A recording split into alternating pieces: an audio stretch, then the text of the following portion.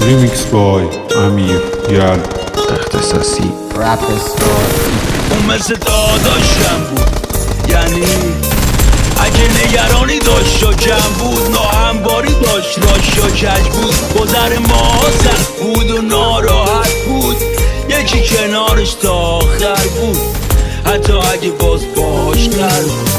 دغدغش دغدغم بود، خندش قهقهم بود، بعد با شرط میزدم مصلحت بود، مشکلا برطرف در حد توانم، بهش یاد دادم در حد سوادم که اگه خیلی ها برنده نباشن ولی پیروزن خسته نباشن.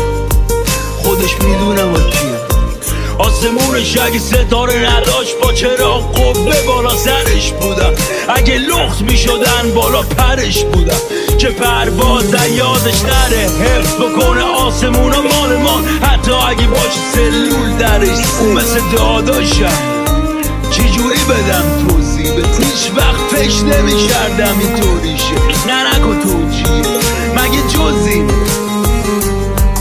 اینجا یه مردی هست که دیوونه است، هر روز حالمو پش میده، میره بیرون جر و پس با هر آشغالی که میبینه میگه اون رفته، اما باور نداره رفتی. اون دیوونه است، اون دیوونه است، بگو باش مسته مثل کل تو دست، نره میزنه من مست نیستم که عادیم، ولم کنید چیزی نمیخوام آنیم رد میگه فقط بگید